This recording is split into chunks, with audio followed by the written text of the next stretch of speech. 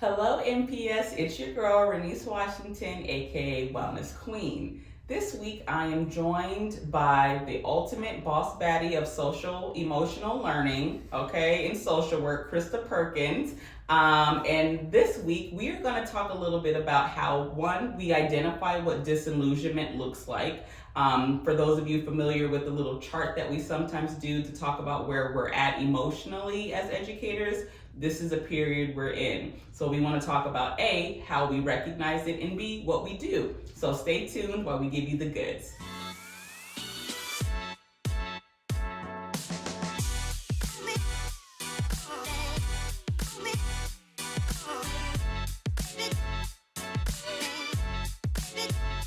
All right, Krista. So before we get into everything else, can we talk about what it means to experience disillusionment? Right now, on this little graph, you see that we are just like exiting the survival period and entering into disillusionment for the November-December year.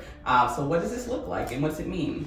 Yeah, disillusionment really is about the fact that like all the shiny stuff is coming off and we enter the year thinking, I got this, I've got it all figured out, I'm so excited. But then we hit this time of year, which coincides with the holidays, where we start to feel like, am I really going to be able to do this? Can I keep going? It's really hard. I don't know what to do next. And that can be the same for whether you're a new teacher or a veteran teacher. Absolutely, right? So maybe you use the summer to rejuvenate, but it's back hard again because it's October, November, December. And those things can really impact your mental well-being because it's the extra stress, it's the burnout, it's the lack of self-care that really makes these couple of months hard. Okay, so some of you are familiar with my little map or a little graph I like to show at the beginning of the year that really shows that as educators we are experiencing ebbs and flows in the year. Right now, we just left survival phase and we're entering disillusionment. So Krista, can you talk to us a bit about what that means and how it impacts us? Sure. Disillusionment is really realizing that the job is hard,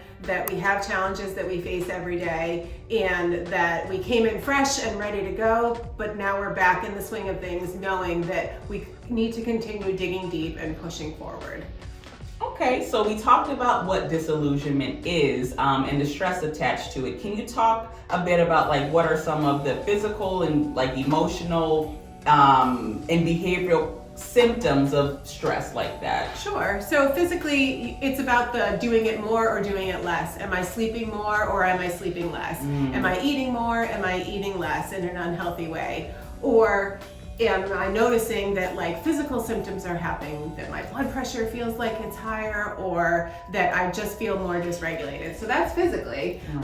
Emotionally, it's how am I showing up every day? Am I feeling more teary? Am I feeling more angry or frustrated with the students that I'm working with or with other staff members? Really what you want to think about is, am I moving outside of the norm? And I want people to really be honest with themselves. Are you having thoughts about self-harm? Are you noticing that your substance use is changing? Those are all big signs that you're experiencing stress and should reach out and get some support. All right, so whether you're stressed or actively being in disillusionment, what are some of the things that keep people from getting help though? Because they might know this already. Yeah, I think the two big things that I would say is stigma. There's still a lot of stigma out there about getting the support that we need for mental health issues.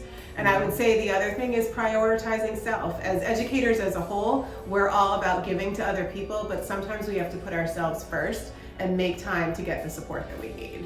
Absolutely. And so I know it sounds like a broken record, but this is why I really appreciate Spring Health, because there's a variety from the most informal, which can be just checking in on a meditative exercise, to the most formal, which could look like therapeutic services or coaching, how we deal with our stress in moments of high intensity, and how we deal with emotional distress. We deserve to be supported and we deserve for our mental health to be invested in. And so seek out Spring Health, seek out your own therapeutic services, but you deserve to not live in this and hold this. And if nothing else, my hope is that like Krista and I's video this week supports you in doing that. So I appreciate you so much, Miss Krista. Thank you so much to the audience for watching. It's been another fantastic and grateful Wellness Wednesday. Be well.